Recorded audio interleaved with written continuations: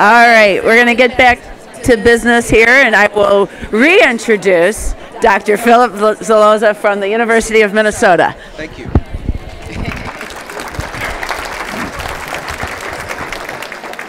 Okay, thank you for that introduction, and thank you all for your patience.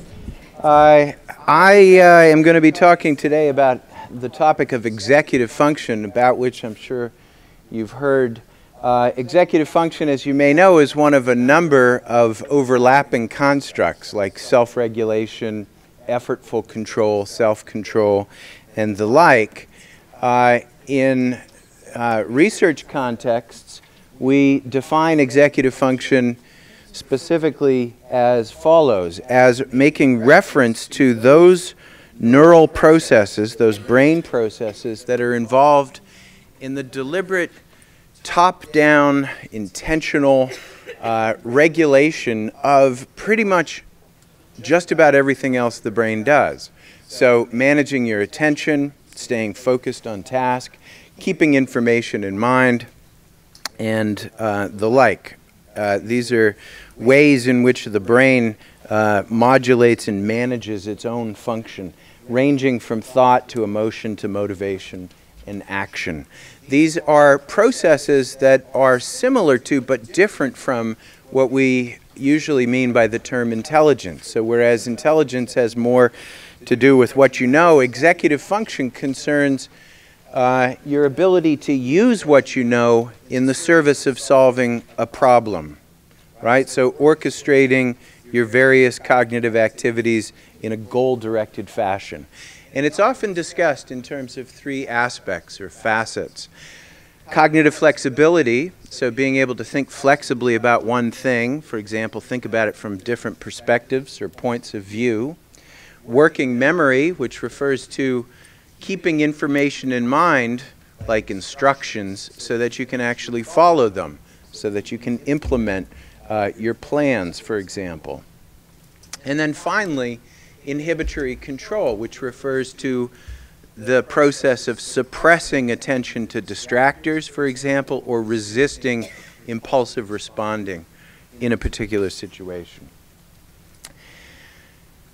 Part of the reason that there's so much interest these days in the topic of executive function is that problems with executive function are very prominent characteristics of a wide range of disorders that have a childhood onset and that manifest themselves in, for example, a classroom setting at times. So, for example, conduct disorder is characterized by poor inhibitory control and other executive function problems and results in acting out behavior and aggressive behavior. Autism is characterized by impairments in cognitive flexibility and the like, and ADHD, of course, is characterized by difficulties maintaining attention and other sorts of things.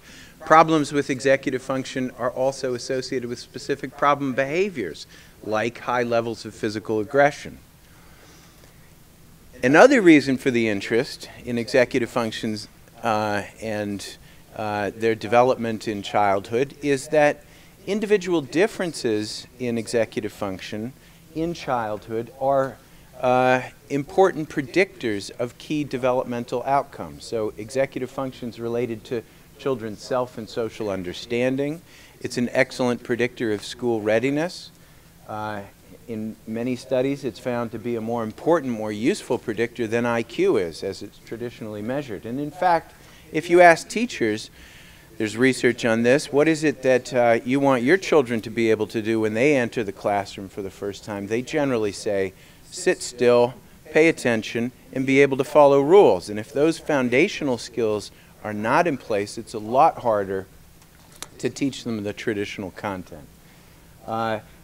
Early executive function in childhood predicts later developmental outcomes as well. For example, it predicts children's SAT scores, and it even predicts from preschool all the way into middle age. And so a study a couple of years ago by Moffat and colleagues, a longitudinal study, measured executive function in childhood, and then later when these children had grown up, looked at a variety of outcomes, and they found that the individual differences in executive function measured in childhood predicted adults' physical health, the likelihood of having drug-related problems, their socioeconomic status, their educational and income attainments, and also the likelihood of having been convicted of a criminal offense by age 32 years. And that's what this figure shows. You have childhood self-control or executive function ranging from low all the way through high, and here you have the percentage with an adult criminal conviction, and the lowest performing children as far as executive function is concerned were at very high risk. This is up over 40% of being convicted of a criminal offense by age 32 years, and that's even while controlling for childhood IQ and childhood socioeconomic status. But while there are stable individual differences in executive function that allow you to predict, for example, from childhood into adulthood, executive function is also clearly malleable. So for one thing, it changes very dramatically over the course of childhood, and I'll show you some examples in just a moment, and that suggests that the relevant parts of the brain are adapting in childhood through adolescence into adulthood to environmental challenges, right? The brain is being modified through its interactions with the environment and with other people and the like. Let me say a little bit more about executive function, what we mean by it, and how we measure it in various contexts. Although much of what we do is habitual, and we can do a lot of things on autopilot once we've learned how to do them, we need executive function in order to control our attention and our behavior. For example, in social contexts like this, we may need to resist various distractions, resist the temptation to check our iPhones or whatever. We need executive function whenever we deliberately attempt to change our behavior. So if we want to break some bad habits, or if we want to modify our exercise routine, or go on a diet, or quit smoking, or anything like that, we're drawing upon whatever executive function skills we may have. In short, we can say that executive function skills are fundamental and important for goal-directed problem solving. If we think about problem solving in general terms, we can say that whatever the problem is, if it's negotiating a social interaction, if it's figuring out how to answer a question in a classroom or complete a homework assignment, you need to do a number of different things. You need to be able to represent the problem, right? Figure out where you are, where you'd like to be, what are some possible ways to get from where you are to where you'd like to be. In light of that representation, you got to come up with a plan. But we all know that having a good plan is not enough, right? Sometimes the best laid plans go awry. You also need to translate those plans into action. And eventually, you need to evaluate the results of your efforts to solve the problem, determine whether it's been solved or whether you need to go back and think differently about it or try again to execute your plan. Failures of executive function can occur at any one of these phases in the course of problem solving, resulting typically in some sort of inflexibility. You get stuck on a particular way of thinking about a situation. You have difficulty considering somebody else's perspective on a situation. You have difficulty coming up with a new response to an old problem and the like. And executive function is, in light of contemporary developmental neuroscience, it's what we think of as those neurocognitive processes that make this kind of goal-directed problem solving possible. So we can ask, what is the role of cognitive flexibility in problem representation and planning and the like? And theories of executive function typically attempt to explain those underlying foundational cognitive functions in terms of particular neural circuits in the brain. Say a little bit more about executive function in the brain. It's long been known that a particular part of the brain, roughly the front third of the brain, so-called prefrontal cortex, plays an important role in executive function. In fact, consequences of damage to this part of the brain have informed our understanding of executive function since about the middle of the 19th century. And some of you may be familiar with the famous case of Phineas Gage, who was working on a railroad and had a tamping iron unfortunately blown through the front part of his head, as illustrated here. Remarkably, he survived this accident. Indeed, apparently he even survived consciousness. And soon after, recovered his basic cognitive functions, like his basic memory skills, his language skills, and the like. But there were some lingering problems, which we now recognize as problems with executive function. So, for example, his attending physician described him as now, unlike before, fitful and irreverent, devising many plans of future operations which are no sooner arranged than they're abandoned in turn for others appearing more feasible. Which sounds a lot like some of the children that I'm sure that you all work with. In fact, there's a syndrome, a set of symptoms that characterize this type of damage, sometimes called dysexecutive syndrome. It includes distractible hyperactivity, cognitive inflexibility, getting stuck on thinking in a particular way, lack of self-awareness, impulsivity, and something called environmental dependency. There was a French neurologist, François L'Hermite, who noted that some of his patients exhibited this kind of environmental dependency. They used objects in a very stimulus-driven way.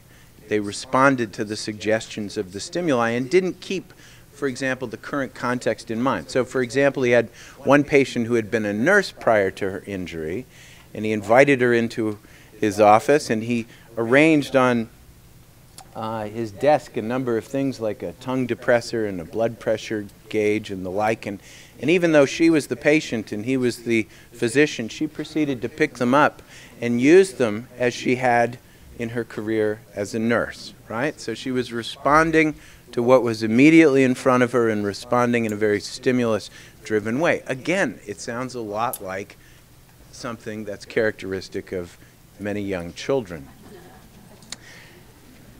And so I want to turn and give you just a brief sketch of the development of executive function as it's been described in recent decades and especially in recent years. But really, anybody who's worked with children at all, anybody who's had children knows that there's a pretty dramatic transformation in self-control over the course of childhood and beyond. You see a transformation from a relatively stimulus-bound, you might say present-oriented infant. Imagine an infant who's fussing, and then you pull out your keys and rattle them, and all of a sudden the infant's looking wide-eyed at your keys, right? You can distract them very easily. Not so easy to distract a toddler in all cases, right? You can imagine some sort of scene at the checkout aisle, and the toddler wants this and, you know, throws a temper tantrum and the like.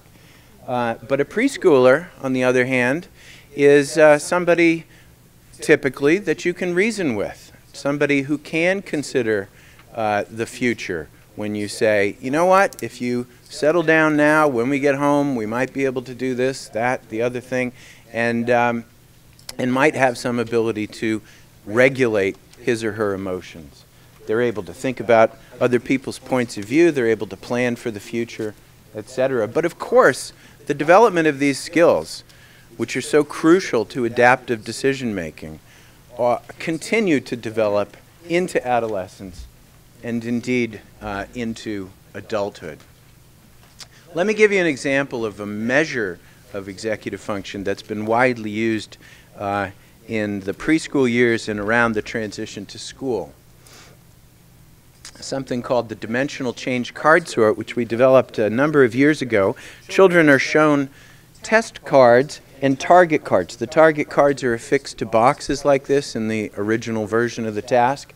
And on each trial, children see test cards that would be sorted differently depending on the rules that they were given. So you might start by telling children, we're going to play the shape game. In the shape game, cars go here, flowers go there. Look, here's a flower. Where does this go? And children are asked to sort it, to match it accordingly. And then after a certain number of trials, you say, okay, we're not going to play the shape game anymore. We're going to play a new game. This is the color game. In the color game, if it's red, I want you to put it here. But if it's blue, I want you to put it there. They're told the rules on every trial. And generally what you see is that a typically developing 3-year-old will persist in sorting by that initial dimension, despite being told the new rules on every trial, and despite demonstrating some knowledge of these new rules. So you can say to the child, we're playing the color game now, right? Child says, yes. So where do the red ones go? Right here. What about this red one? Where does that go? The child persists in sorting by that initial dimension. I'm going to show you a very quick clip, I believe.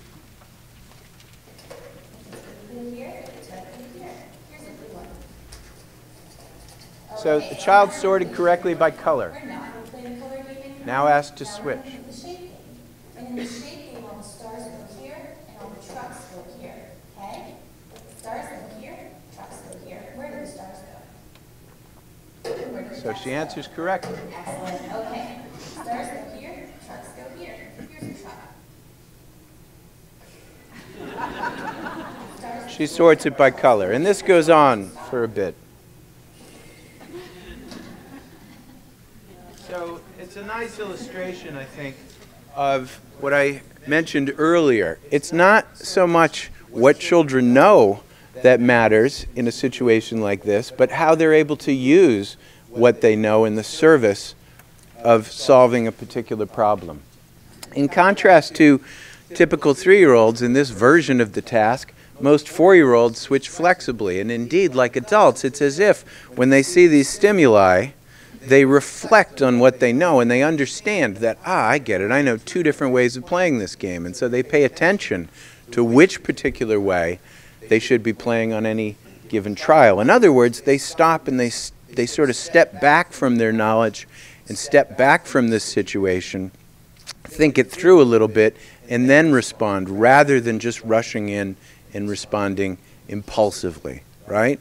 So they're exercising, they're developing executive function skills, which depend importantly on reflection. Reflection changes one's perspective. We sometimes say in the literature that it allows you to get some psychological distance on a situation and on your own understanding of a situation. And just as physical distance provides a more panoramic view, shows you multiple routes, for example, to the same goal, psychological distance allows you to consider a range of possible responses and puts you in a position deliberately to select a particular response to any given situation. But reflection is effortful, as you know, and it continues to develop into adulthood. And we've had an opportunity recently to look at the development of executive function across the lifespan as part of the so-called NIH Toolbox project, which is intended to develop a standardized set of measures of cognitive, emotional, sensory, and motor health that are brief yet comprehensive, reliable and validated, freely available to researchers and inexpensive to use, and suitable for use across a wide range of ages, starting at around 3.5 or so through 85 years of age. And when you use the same measure across a wide range of ages, what you see is indeed executive function does develop markedly during the preschool years, between about 3 and 6 years of age. But, sorry, here's another measure that's also illustrated in that figure.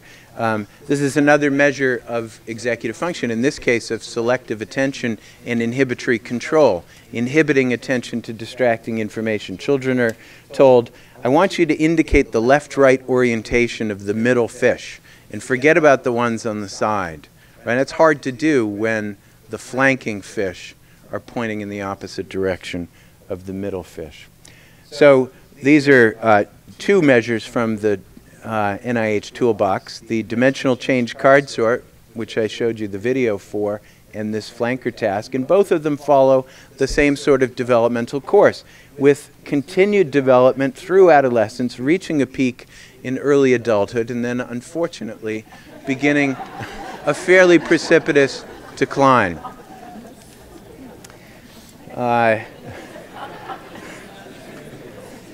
Notice, however, there's lots of variation, and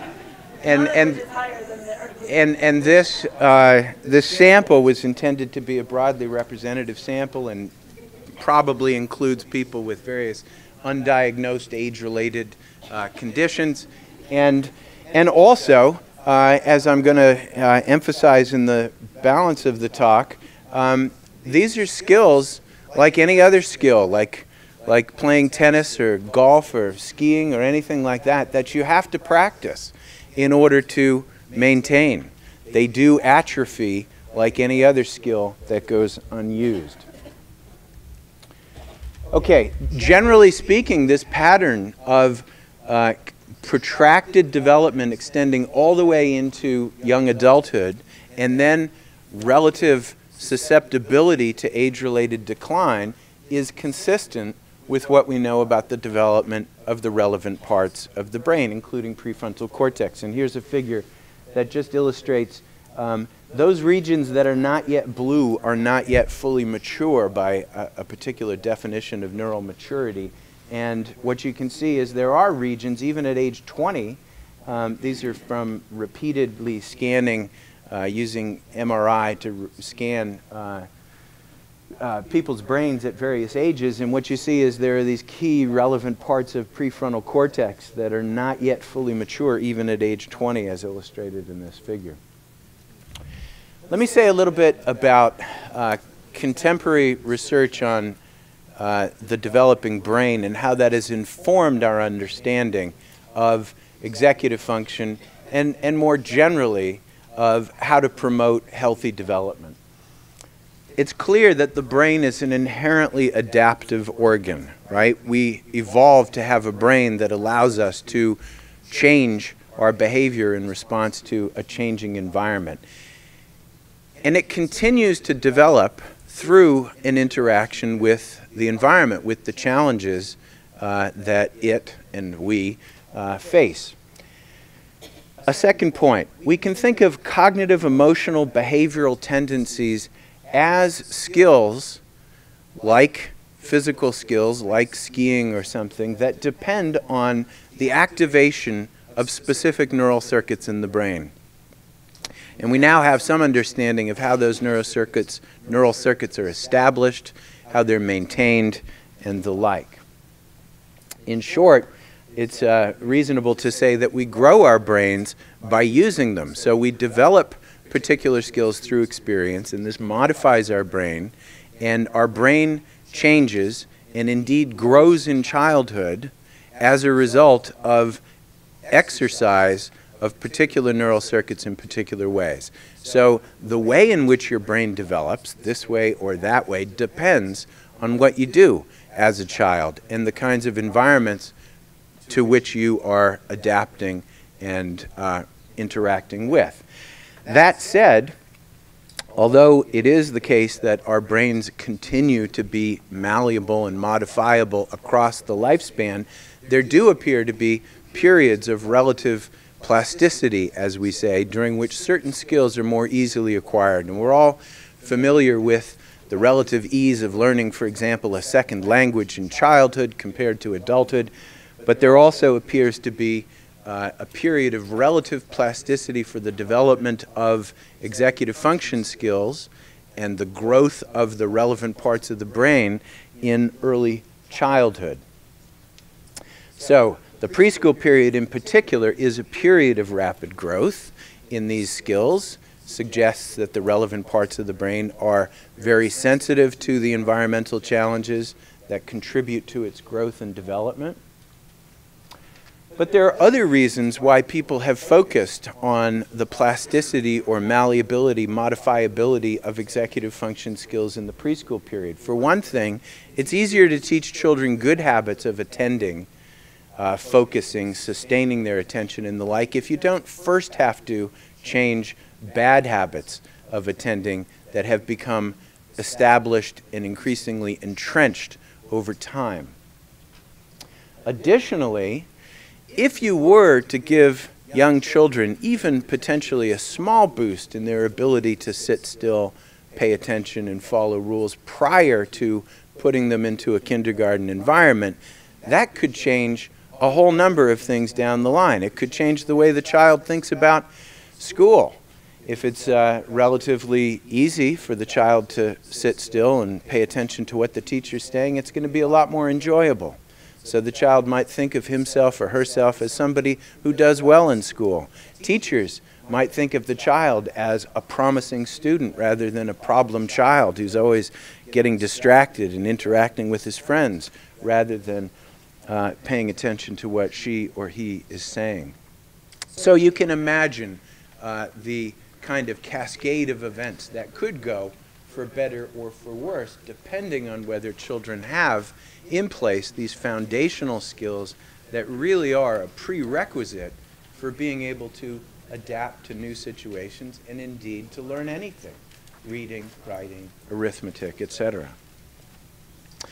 There are also economic reasons to invest early in the development of these fundamental skills.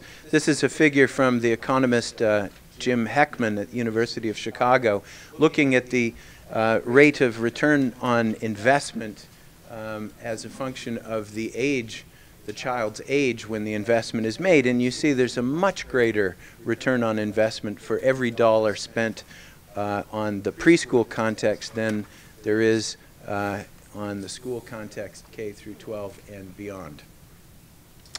And the rates of return are frankly remarkable, like, you know, $8 back for every dollar spent.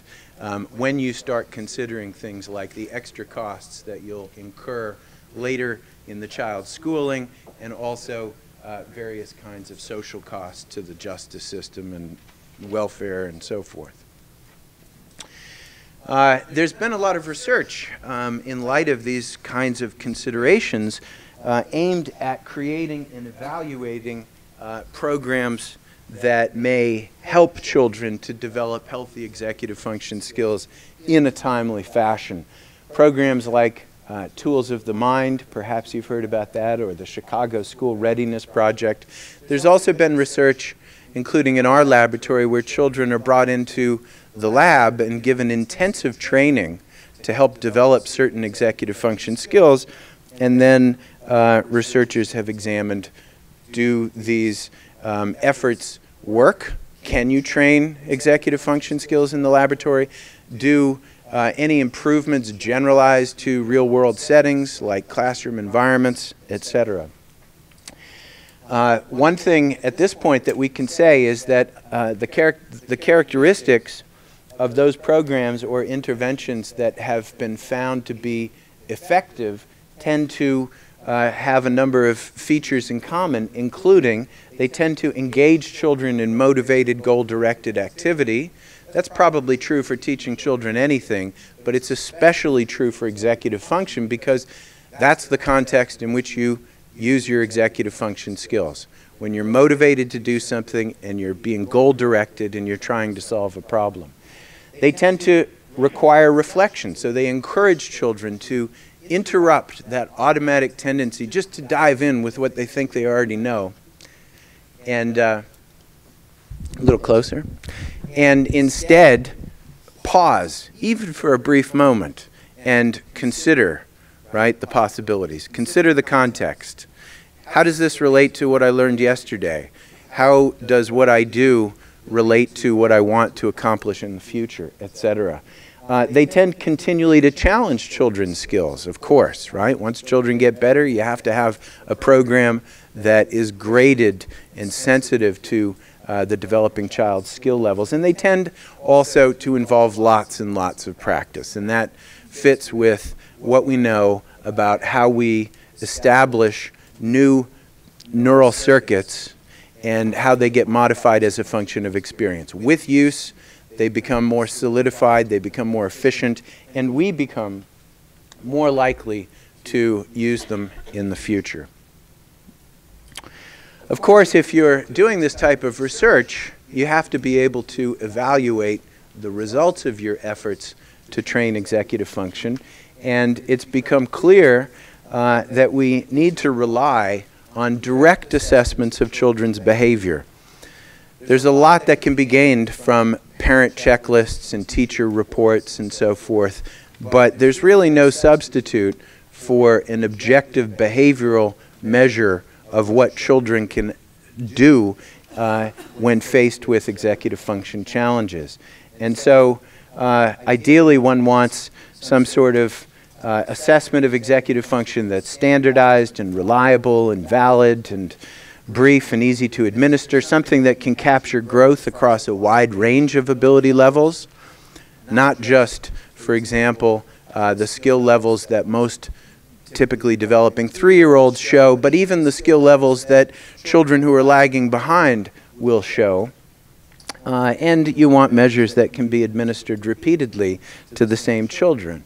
My colleague Stephanie Carlson has developed a version of this dimensional change card sort called the Executive Function Scale for Early Childhood that is such a measure, and that allows us to measure the development of executive function in a very precise graded fashion, starting at about age 2 and extending into the kindergarten years. And to do so in a way that's actually continuous with that NIH Toolbox dimensional change card sort that I told you about earlier. So this is just some screenshots from, it's a measure that can be administered on an iPad as an app.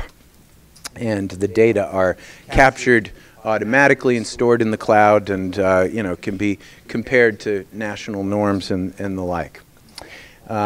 Here's just a little bit of information on that scale, and also to further show you what the development of executive function looks like in early childhood if you break it down more precisely using that executive function scale. And these are data from about 2,200 kids. You see there's a very reliable and rapid progression in children's executive function skills during that age range. I want to tell you about now, very briefly, about a few studies that have attempted to promote the development of executive function in this age range. In our work, we've focused on reflection training. So, as I mentioned before, teaching children to stop, take a moment, consider the context, and respond deliberately in light of that context. So we simply provide children, we create opportunities, provide children with practice in stopping, stepping back, and solving a problem. And you start with a relatively easy version and you work your way up to more challenging versions. So for example, in the dimensional change card sort, a child makes a mistake and you say, oops, when you saw the red one, you pressed the button with red on it. That means you looked at the color, right? So we're modeling for them this process of talking through the problem and being reflective and deliberate about it.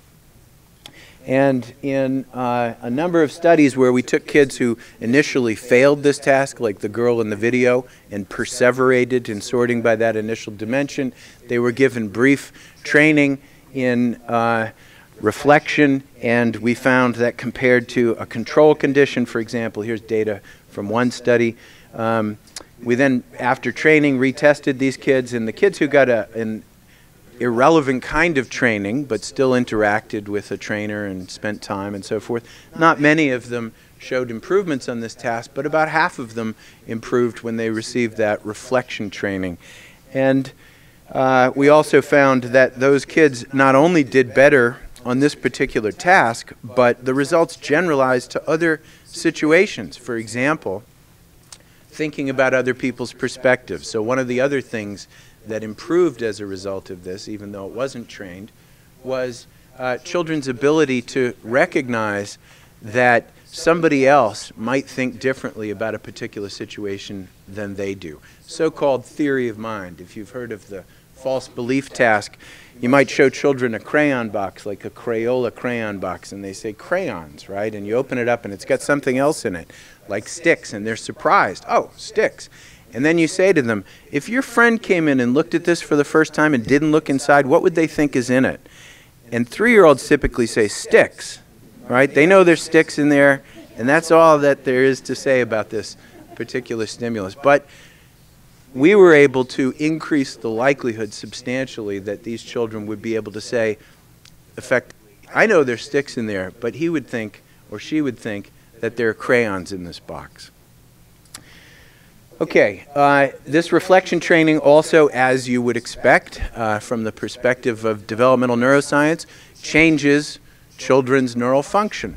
And we were able to measure that using EEG, recording electrical activity on the scalp, right? It's a reflection of the firing of groups of neurons, and there was a significant, reliable change in the way in which children responded neurally to this type of task.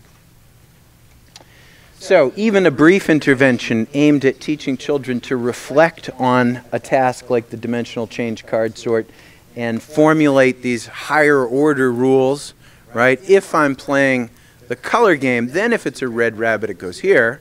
But if I'm playing the shape game, then if it's a red rabbit, it goes there, right? These are rules that depend on stepping back and thinking about how to use the other rules that you know.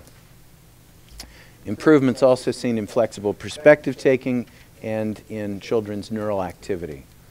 Say a little bit about who can benefit from this type of intervention. Well, anyone can improve their executive function skills through practice, but there are reasons, as I've mentioned, to focus on early childhood. Also, there are reasons to focus on children at risk, and I'll just mention briefly some work that my colleagues Ann Maston, Stephanie Carlson, and I are doing with homeless and highly mobile children in Minneapolis, working together with People Serving People, homeless shelter, downtown Minneapolis. We have an arrangement with them so we effectively have a kind of embedded laboratory at the shelter. They have a preschool at the shelter, and we've been working to develop with them a 3-week curriculum to administer to those children during their residence in the shelter, which typically lasts about a month. And homeless and highly mobile children, these are data from the Minneapolis School District. These are data from Ann Maston's group looking at norms on math scores and also the scores of children who are eligible for free and reduced lunch and children who further qualify as being homeless or highly mobile. And what you see is there's a risk gradient, right? That children who are growing up in disadvantaged circumstances don't do as well as the national norms. That's essentially the achievement gap. But children who are homeless and highly mobile are at even greater risk of performing poorly. And there's even some suggestion in these data, as you can see, that the gap may be widening as a function of age. If you look at those children who are homeless and figure out on the basis of their math and reading scores whether or not they are doing well despite being homeless, that is to say whether they're resilient or maladaptive development, then what you find is there's a big difference in those children's executive function skills. So what makes the difference between a child who's growing up in disadvantaged circumstances and does poorly in school versus does well in school despite the poor circumstances the child faces? Well, there are data suggesting one of the key things may be these fundamental executive function skills.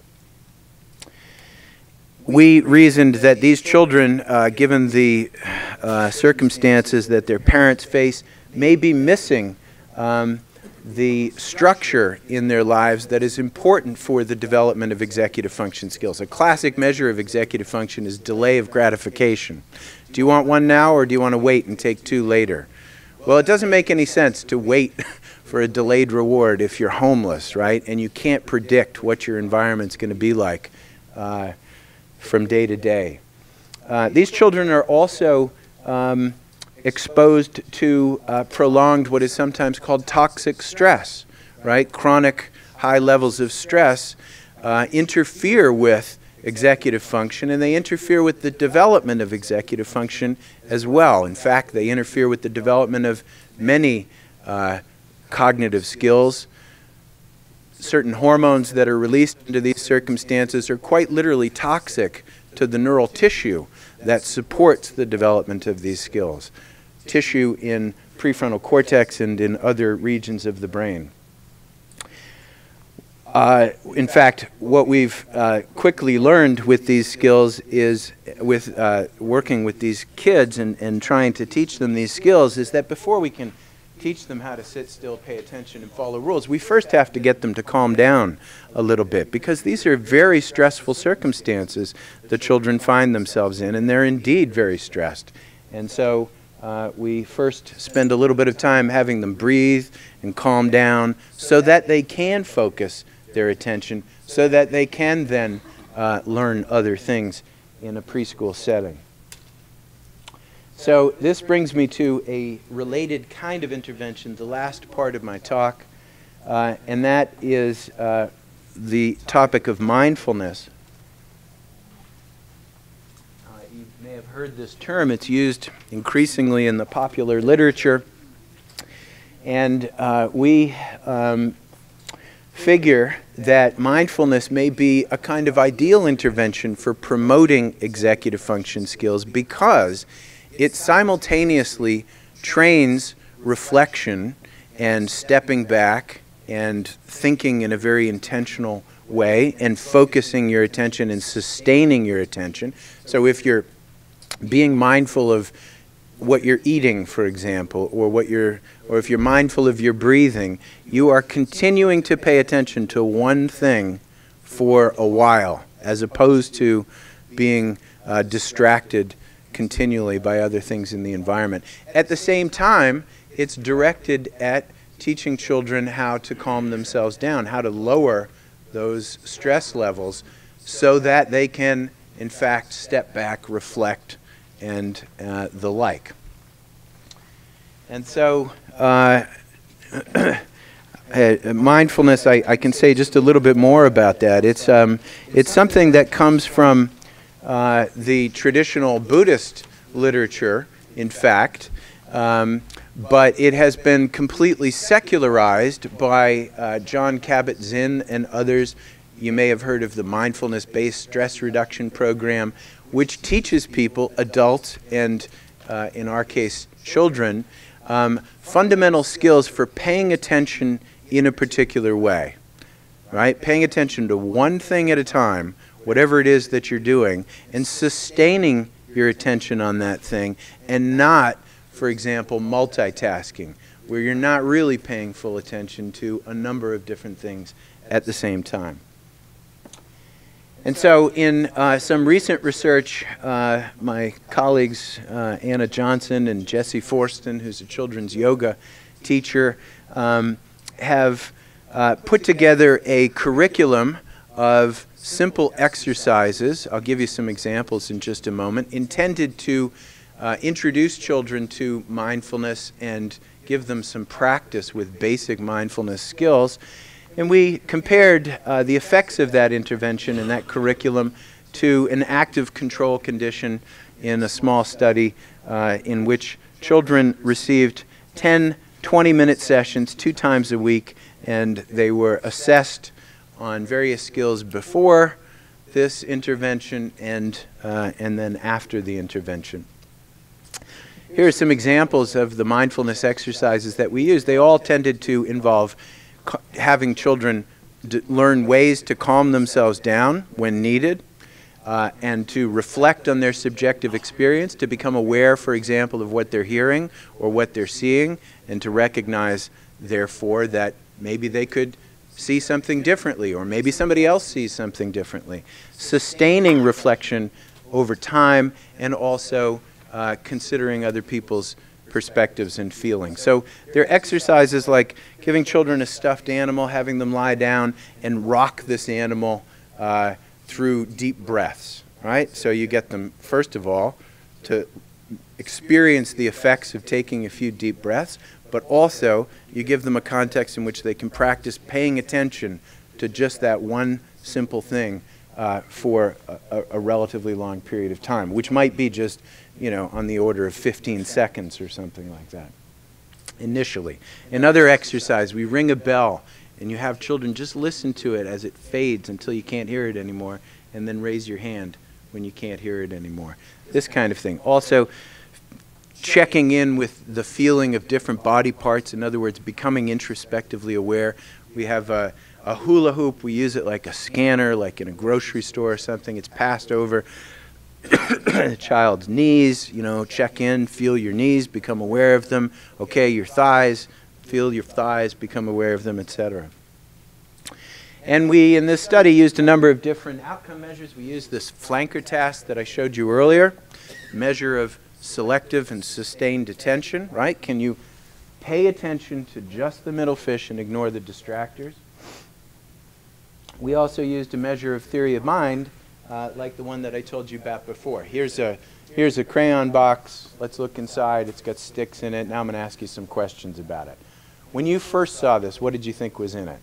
Right? The wrong answer that 3-year-olds typically make is sticks. The right answer is, I thought that there were crayons in it.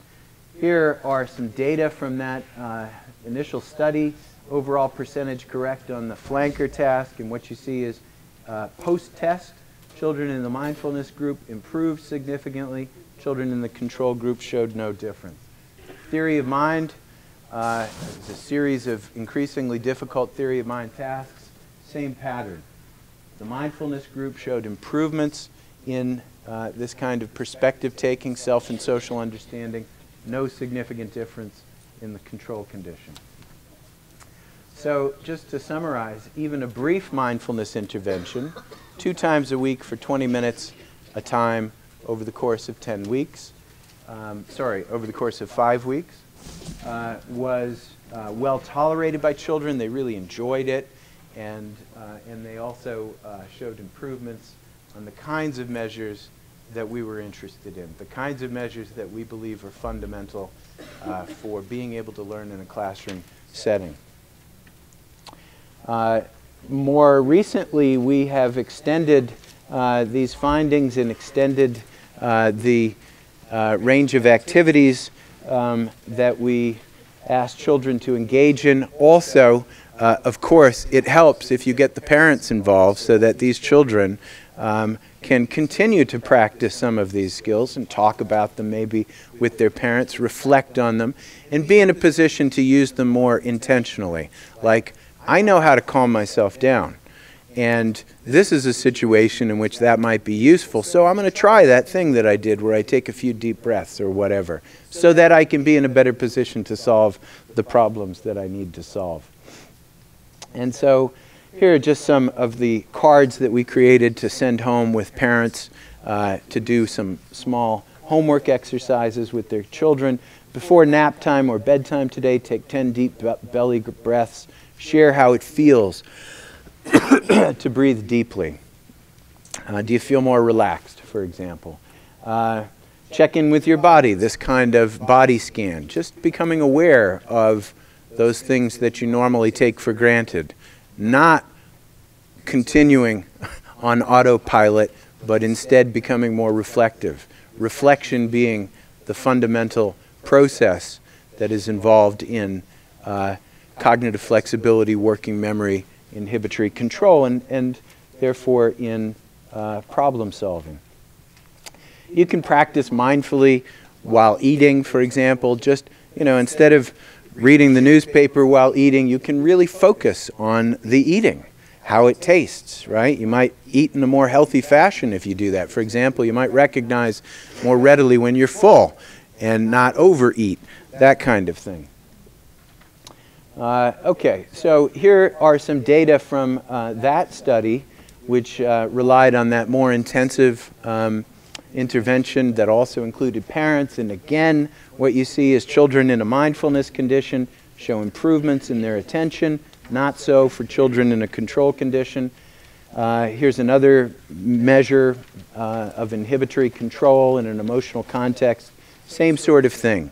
Mindfulness is also, like reflection training, something that can be effective, it seems, in promoting the healthy development of these foundational skills in this period of development, which may be something of a sensitive period during which the relevant parts of the brain are prepared to adapt to challenges that require children to stop, step back, and reflect before responding. So, just to summarize, executive function is malleable, perhaps especially during the preschool years. We grow our brains by using them in particular ways. So if you want to develop a particular skill or a particular part of your brain, use it repeatedly and challenge yourself to use it in ever more sophisticated or demanding ways. Training improves executive function as you would expect. There are corresponding changes in brain function that go along with that and support those behavioral changes. And as we've seen, looking at those studies that show long-term prediction from early childhood all the way into adulthood, the consequences of even small improvements in children's executive function in early childhood may be very far-reaching. And I'll leave it at that. Thank you.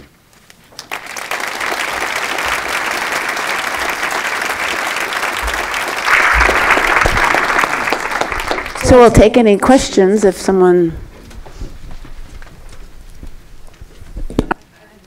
I'm short, so you better raise your hand high. I might not see you. Thank you. You seem to have some longitudinal studies with regard to the disadvantages of children with homelessness. Do you have any additional longitudinal studies recognizing that in Hennepin and Ramsey County, more than half of all of the live births today are to single unwed women? The socioeconomic disadvantages of without double income, without a father, seems to me to also be a situation that is going to produce more children at risk. Do you have any studies on that?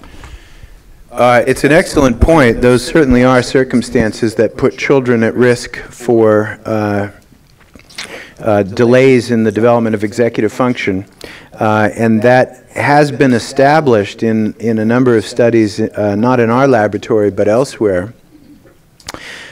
We have not focused particularly on the kinds of circumstances that you described, but the logic of what I just told you does indeed lead you to believe that these are going to be children who, because of those circumstances, are going to be less likely to receive the sorts of support for the development of these skills from their parents that children might otherwise receive. When you have a parent who's aware of the importance of self-regulation for learning, for example, and a parent who has the opportunities and the wherewithal to provide teaching moments for children to practice these developing skills. It's also certainly the case that there seems to be part of the reason for the attention that the topic of executive function is receiving is that teachers experience more and more children seemingly coming to school without these basic foundational skills in place. And that is no doubt attributable in part to various changes in our society that, that we've experienced over the past few decades.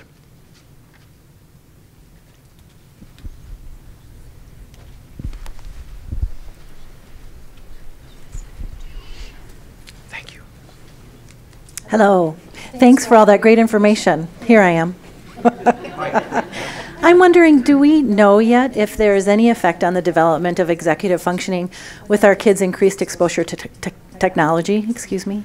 That's another excellent question, and there's really not terribly much research about that, but I mentioned mindfulness and described it in some ways as the opposite of multitasking, right? Being mindful is really focusing on one thing at a time in a sustained and deep way. And as children practice multitasking using technology that's designed to just capture your attention. You don't have to really try to pay attention to a video game. It just pulls you along, or a television show or a movie. And not only that, children do several of these things at the same time. And so they're not even fully paying attention to necessarily, you know, the television show that they're watching, because they're also playing on their iPad at the same time. And so from this perspective, these children are potentially developing habits that interfere with mindfulness and reflection and executive function. And that goes back to what I mentioned earlier, that the earlier one can intervene and cultivate the development of healthy adaptive skills, the more likely you are not to have to first spend time breaking some bad habits of attending in ways that aren't particularly adaptive, for example, in a classroom setting or in a workplace as one gets older. Thank you. Great presentation. I'm just wondering about the differences in gender. You hear about developmental differences between boys and girls, and I'm wondering if the research supports a gender difference. It's not a straightforward. It's a straightforward question, but I can't give you a straightforward answer because the data are not terribly clear. There's some evidence that on some aspects of executive function that maybe girls develop more quickly. But there's other evidence that on other aspects of executive function, boys may develop more quickly. And in general, whatever differences there are not so terribly marked. They tend not to show up, for example, in the kinds of studies that I showed you data from. So most of the time, no, you don't see sex differences in these foundational, fundamental skills. Once again, thank you very much for your presentation today. It's been fascinating for me. I am wondering if... it's a big room. It is a big room. I'm wondering if you have any information or resources available that may... I'm wondering if there's any protection for youth that are struggling with EF functions later on that are on special services that would protect them from, say, judicial actions because of limitations they have in controlling those functions. I know that might be a little bit out of your realm, but I'm just kind of curious about that. It's an interesting topic, and I attended a meeting recently in Krakow in Poland that was devoted to a large extent to that question. Given what we know about the development of executive function and the importance of executive function for intentional goal-directed behavior, and then the importance of being intentional for assignments of responsibility for your actions. What are the legal implications of that? It's a topic that really is of considerable interest, right? So the idea would be if somebody, were not acting in an intentional manner, would that change his or her responsibility for behaving in various ways? These are really questions that are not scientific questions per se, but questions of policy and need to be discussed in that way. Thank you so very much. Sure. We appreciate your time, and thanks for being here and sharing that information.